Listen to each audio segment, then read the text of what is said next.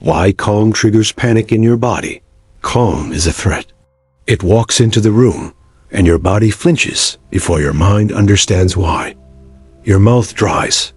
Your chest tightens. Your thoughts scatter. You start talking, trying to fill the silence that isn't hostile, just unbothered. That's all it takes to expose you. Here's the moment you keep failing. Eyes on you. Nothing to grab. The other side sits still, unhurried, making no effort to comfort your nerves, rescue your image, or soften the edges. You start to defend, to explain, to stack words like sandbags against a flood that isn't even there. You mistake quiet for judgment, and you confess everything. You bleed respect into the carpet because the silence feels like a blade. You lose the frame and call it being transparent. That's submission. That's loss of power disguised as honesty and effort and being reasonable. You don't hold the room. The room holds you.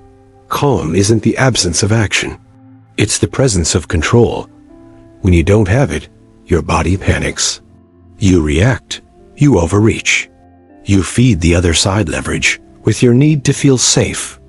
You keep thinking you need to be understood to be accepted, and accepted to be secure. That's why calm ruins you. Calm starves your need for constant feedback. It withholds the little nods and murmurs you've trained yourself to chase, the micro reassurances you treat like oxygen. When those signals disappear, your body registers threat, not a physical threat, a status threat, a belonging threat. So you perform, you sell, you qualify. You chase their eyes like a kicked dog looking for a new master. Your whole life taught you this cycle. Parents who made approval conditional. Teachers who rewarded compliance with praise and punished tension with silent disapproval. Bosses who used "let's talk" as a leash. Lovers who made affection scarce to watch you dance. The pattern wired stress into your nervous system and called it normal. Calm now feels like danger because it removes your script. No cues to mirror. No tone to match. No obvious anchor to cling to. Just you exposed. And you hate what that reveals. You know that feeling when a calm person watches you, then doesn't react? Your brain dumps cortisol. You experience it as urgency. I need to do something. That is your training turning on. That is your craving for validation screaming into the void. You think action will solve it. You think more words, more details, more justification will protect you from the silent blade. But every extra sentence is a confession. I need your approval. I need you to tell me I'm safe. I need to prove I deserve space at the table. You hold out your throat for a pat and call it professionalism. You keep defending your decisions as if someone asked for a courtroom performance. No one asked. You volunteered to be judged. You gave the frame away by letting them be the arbiter. You keep explaining even when no one challenged you. You think you're building trust. You're broadcasting insecurity. You think you sound competent. You sound guilty. You think you're being thorough. You're telling them you think they can hurt you. If you want to see how fast status evaporates, watch yourself when someone says nothing. You fill the gap with offers never demanded.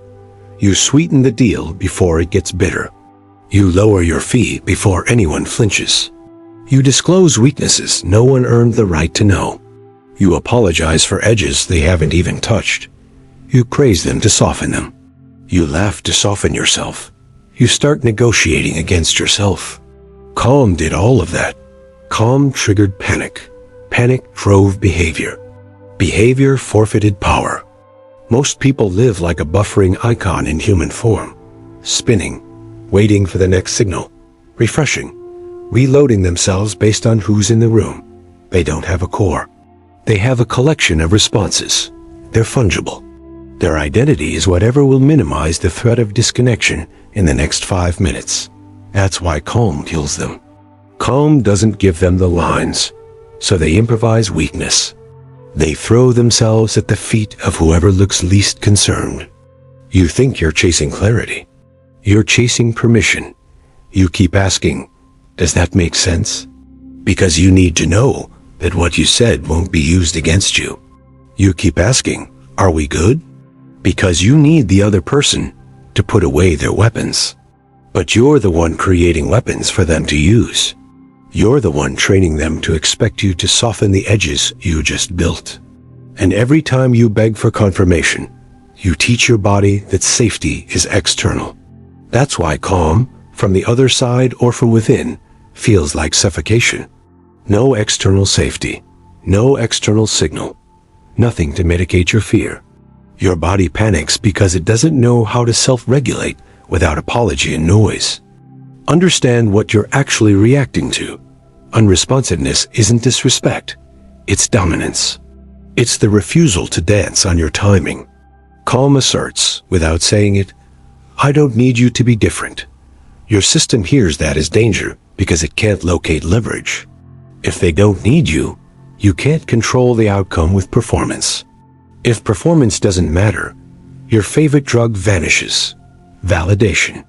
The monkey in your chest screams, and you dress that scream in rational language. You call it concern about the relationship. You call it alignment. It's panic. Panic that you can't predict the next move. Panic that your value isn't being mirrored back to you. Panic that you don't know where you stand. And you, with your fragile ego dressed as ambition, keep trying to fix that feeling by doing more. More charm, more context, more oversharing. You never cut movement. You never allow silence. You never let the knife hover. You rush to dull it. You keep scheduling calls to make sure we're on the same page, because ambiguity terrifies you. You send paragraphs when a single sentence would have ended the dynamic. You think calm is passive. You think stillness is weakness. You think speed wins. You think objectivity protects you. You think being nice keeps doors open. Meanwhile, every door you open leads deeper into a house where you don't decide the rules. You're addicted to reaction. You don't call it that. You call it being responsive, being considerate, being a team player. You say, "I just don't want misunderstandings." The truth is uglier. You're afraid of holding tension.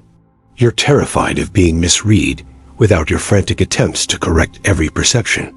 You can't handle being disliked by the wrong person for 5 minutes. You cave to prevent a feeling that would have died on its own if you let it.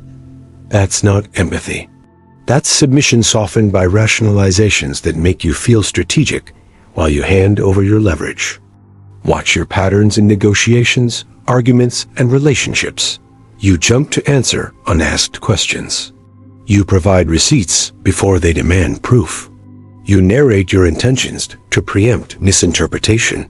You take breaks to check in, which is another word for crawling back, to ensure you haven't been demoted in their mental ranking. The other side learns your operating system. Push silence, get a discount. Pause, get more access. Frown, get an apology. Withdraw attention, get attention. You train them. You set the price of your presence at a discount. They keep buying you below cost because you insist on selling yourself. Here's what calm does to you. It reveals where your ego is fragile, your fear of rejection, your need to be good, your obsession with fairness, your compulsion to defend your name. Calm is a mirror, not a weapon until your reaction turns it into one. You look at the mirror and start tearing your face. You don't realize that trying to control every impression makes you look small. You don't realize that insisting on being seen as pure is a lower status move than letting people be wrong. You trade power for purity. You walk away clean and broke. Most people don't live, they answer. They don't set cadence, they chase it. They don't test, they get tested. They think being quick is being competent. They think being available is being valuable. They think conditional affection is a challenge they can win with performance. So they live in an auction where their worth gets bid down by anyone willing to withhold calm. You reward every hostage taker who refuses to reassure you. You offer them your neck. You call it loyalty. Let's talk about the disconnect you can feel even alone. You finally get quiet. No notifications, no meetings. Just your breathing and an empty afternoon. You should be calm. You panic instead. Because when there's no fight, your identity has nothing to push against. When there's no sound, you hear your status fears. You compulsively open a screen. You seek a micro-response, a like, a ping. Your body is trained to feel alive only in reaction. That's why you can't stand the person who sits across from you without a twitch. They're not just calm. They're free from the same leash that strangles you. That freedom exposes you. You built a persona around performance. You rehearsed being agreeable until you believed it was virtue. You turned explaining into your first line of defense. You use optimism as a shield. You task yourself with smoothing edges for everyone, then wonder why no one treats you like the blade. The truth, you don't scare anyone. You signal. You don't draw blood. You draw diagrams. You're an open book. The kind that gets marked up by everyone who picks it up, then put back on the shelf when the story gets boring. You keep telling yourself people will appreciate your transparency. They appreciate your predictability. Predictability is easy to exploit. You will say yes when you should say no, because discomfort terrifies you. You will say more when you should say less, because silence terrifies you. You will stay when you should walk, because loss terrifies you. The world knows this about you. The world collects on that debt in small, painless cuts. Death by 1,000 pleases. If you think calm is kindness, you've never held it long enough to see what it is. A gravity well. It bends the room. It bends people.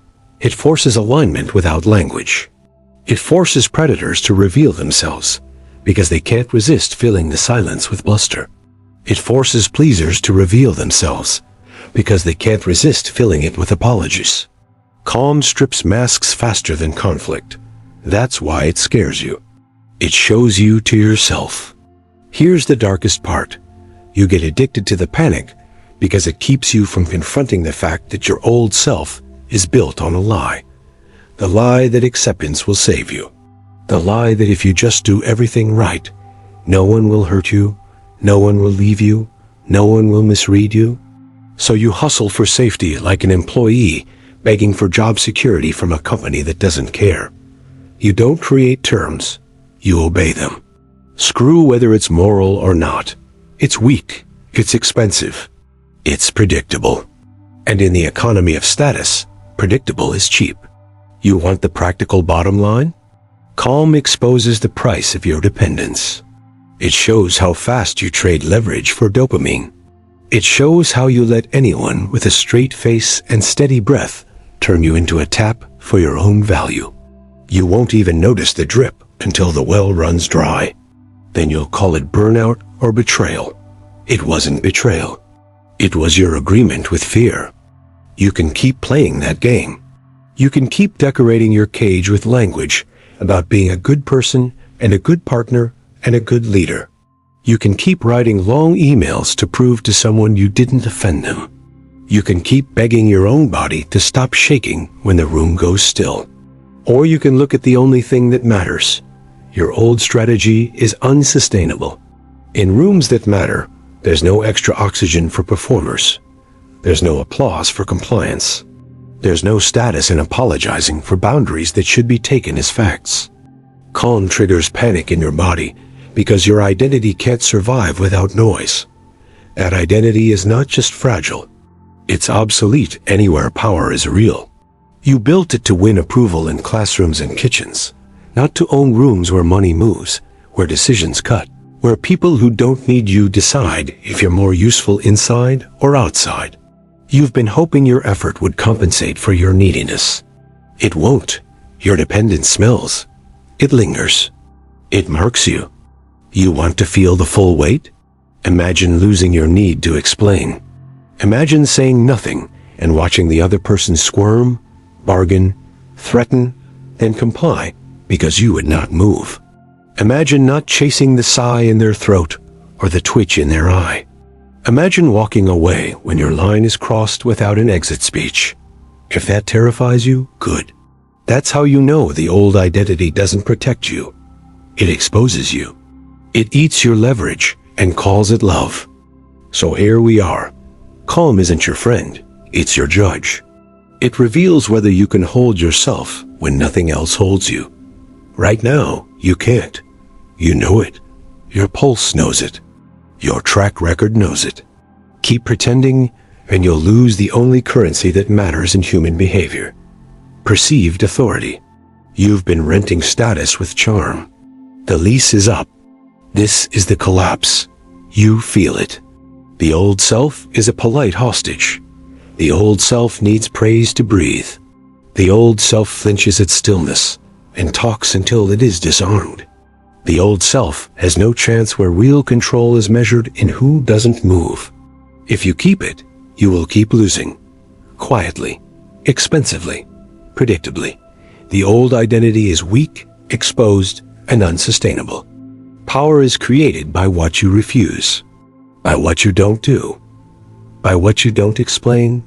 Calm is not niceness. It's refusal to be moved by cheap levers. It triggers panic in your body because your body is primed to perform. So you retrain it. You build a dominant frame that doesn't seek permission. You make stillness your default weapon. You become the person whose calm writes the rules while everyone else writes paragraphs. Start with the one habit that will change everything. Pause. Not performative, not dramatic. True pause. Question comes. You hold eye contact, or you look at your notes like you already know the decision. Breath slow. Count 3 heartbeats. Then answer in 4 words, not 40. Let your words be expensive. Price goes up when supply is scarce. Stop dumping inventory. Examples. That doesn't work. Not my concern. We'll do it this way. No. If that's how you see it, each phrase is a door closing. You don't defend the decision. You own it. You make them do the work if they want to challenge it. Most won't. Most are trained to read the room and adjust. When you show you won't adjust for flimsy reasons, you become the gravitational center. Don't announce your boundaries. Execute them. When someone pushes, don't lecture. Cut access. They escalate, you hold. They soften, you ignore the theatrics. You don't reward tantrums with attention. You don't reward bait with explanation. You say, send it in writing, and vanish. Or you say, that timeline doesn't work, and move on. You teach your nervous system that discomfort won't kill you. Result, your body stops panicking in calm. Calm becomes native. It floods rooms. Leverage is a function of alternatives and indifference. Build both. Alternatives can be people, projects, money, or simply the ability to walk without drama. Indifference is not pretending not to care. It's truth. You don't need their approval. You don't need their permission. You don't need their comfort. When you act like that, their anxiety rises and yours falls. Lose the urge to correct their feelings. Let them think you're cold. Cold is useful. Warmth is a gift. Give it on your schedule. You want weapons? Use silence as a demand for precision. When someone throws a vague accusation, don't defend. Ask, what exactly do you mean? Then shut up. They will either get specific and reveal their frame, or they will stumble and retreat. If they get specific, ask, where did you get that? Not aggressive, flat. Make them expose the source and the motive. Your calm forces them into daylight. Their panic makes them sloppy. When someone tries to trap you in their frame, why are you so difficult? Don't accept the premise. Flip it, define difficult, or compared to what? Or just, no, blank face. No apology. Do not argue definitions. Make them work in your language or walk. Language is territory. Own yours. Never defend your reputation. Defend outcomes. If someone challenges your name, let them. If someone challenges your results, you show them facts without commentary. We hit the numbers. Period. If they still want to press, if you need something different, you can find someone else. That line ends more games than any speech. You trade short-term warmth for long-term authority. Authority attracts more of what you actually want. People who respect force rather than neediness. Learn to compress your presence. Sit still. Keep your hands still. No fidgeting. Speak slower than you think. Remove every filler word. Stop nodding every 2 seconds. Stop reflexively smiling to show you're harmless. Stop proving you're polite. Your silence is not rude. It's expensive. If someone can't tolerate it, that's their problem. Let it be. Their discomfort is useful data. Build scarcity by default. You are not available on demand. You don't get on the phone because someone wants to pick your brain. You don't respond within minutes unless you want to. Training begins with response time. You teach people how to treat you by how quickly you jump. Slow down. Respect your time more than you fear their impatience. If they lose their temper over waiting, you just learned they shouldn't have access. Calm isn't free. It's the cost of entry. Frame-flipping moves are simple. The most effective ones require the least language. Someone asks you to justify your price. You say, "That's the price." Silence. They say, "Can you do better?" You say, "No." Silence. If they walk, they walk. If they stay, they pay. Someone tells you, "You made me feel X." You say, "I hear that." Silence. You don't take responsibility for their feelings. You don't explain your intention. Their feelings are not your leverage point. If they escalate, you say, "If this is a problem for you, you can opt out." You offer a door, not a hug. Someone says, "Be more flexible." You say, "About what?" Make them name the thing. They name it. You say, "No." When they press, you say, "We can skip it." You cut the setup. Their frame collapses. Someone fails to deliver and explains why. You don't soothe. You say, "Okay, then here's the new expectation. No rescue, no therapy." You keep it transactional until they earn a different level. Someone tries to flatter you into work. "You're the best. Can you help?" You say, "Not available." No apology. You owe no explanation. If they need reasons to respect a boundary, they won't respect it anyway. Reverse dynamics instantly by refusing the role they hand you. If they place you as student, don't play smart. Play uninterested. If they place you as performer, don't play witty.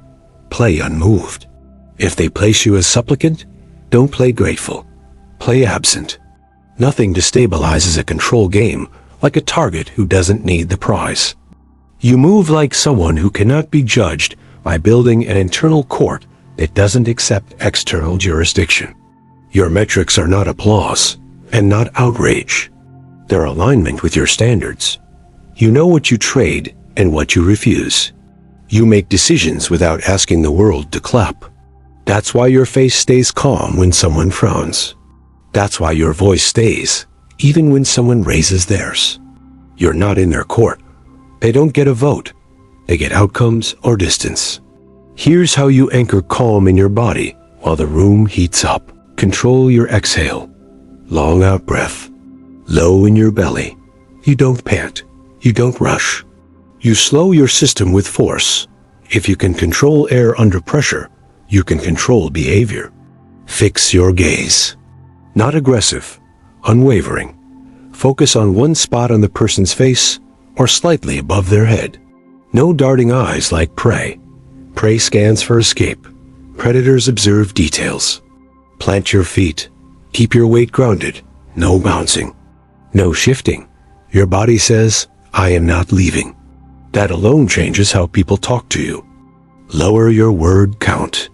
If you need more than one sentence, you've already given leverage. You speak in clean lines. You leave room for them to fill with their anxiety. Decide end conditions before you enter. The deal breaks here. The conversation ends here. The demand dies here. You don't discover your limits in the heat. You enforce them with calm. Do not explain your why. Do not justify your values. Do not narrate your growth. That's self-help porn for spectators. You're not performing character development. You're imposing reality. Your refusal to justify unsettles the needy and disarms the manipulative. They don't know where to get purchase. They try to provoke emotion. They get none. They pretend to be victims. They get no reward. They escalate. You let them. Then you end access. They learn. These are psychological weapons because they aim at the soft spot everyone hides. Fear of being misperceived, fear of disapproval, fear of exclusion. You weaponize calm by being willing to be seen as the villain in someone else's short story. That willingness buys you freedom. It terrifies people who trade power for image. It confuses those who are used to pulling strings with sighs and silences.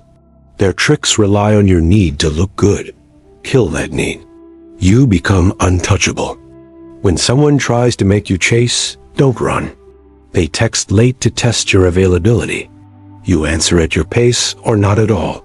They make vague promises. You say, put it in writing. They insist on an urgent call. You say, tomorrow 2 p.m. or next week. They throw a tantrum. You don't attend. Every moment you refuse their urgency, their power shrinks. Urgency is a leash. Pull, and you choke yourself. Don't pull. Leverage also lives in your willingness to leave. Most people can't. They stay to preserve the story that they're good and loyal and reasonable. You owe loyalty to standards, not to people who break them. When a line is crossed, you don't negotiate respect. You exit, with no speech, with no parting war. Just distance. People will call you cold. They're right. Heat is for those who earn it. In arguments, never defend against vague attacks. Force specificity or exit. You always win. You never. Give me one example now. If they fumble, walk. If they provide an example, address only that example, not their feelings about the whole world. They try to widen the battlefield because they can't win on the point. Don't follow them. Keep the field small. If they refuse that, say, this isn't productive, and leave. Your calm makes clear that your time is scarce and your attention is expensive. Control cadence. Slowness wins when everyone else is sprinting to prove they care. Let deadlines be your tool, not theirs. You say, decision by Friday. After that, I move on. Then you move on. No reminders, no check-ins. Their panic will arrive on Saturday. You won't answer. Next time, they understand the price of not meeting your frame. You can also reverse social dynamics with playful cruelty controlled, not petty. Someone nagging for attention? You always disappear. Sometimes, nothing to grab. They either accept your rhythm or they leave. Someone pestering you for validation? Did you like it? It worked. Sparse words force them to stop feeding off your praise. They'll either get strong or go find easier prey. Either way, you save energy. When you speak to groups, let silence do your intimidation. Make a claim and stop. Watch who rushes to argue. Watch who rushes to fawn. Both reveal themselves. You adjust accordingly. You do not try to win them with warmth. You win with clarity and indifference. People crave leaders who don't need them. That's the paradox your old self couldn't process. Calm doesn't invite love. It invites alignment. Don't confuse this with playing a character. Faking calm is shaky. You don't need to pretend. You need to practice. The body follows repetition. With every no, you don't explain. Your body gets the message. We are safe without permission. With every silence you hold without flinching, your body learns. Discomfort isn't death. With every exit you execute without sermon, your body understands. Losses we choose aren't losses, they're leverage. Soon the panic that calm used to trigger becomes an edge. You watch other people sweat, and you know exactly why. You hold it a little longer. You win without moving. Build a triage for interactions. Is there a decision? Decide or refuse. No limbo. Is there a demand? Accept or decline. No justification. Is there a test? Hold silence and watch. No soothing. Everything else is noise. Noise is how you lose power. People want to drag you into circles of concern, so you forget what matters. You stay linear. Straight lines cut. Straight lines define territory. Your territory.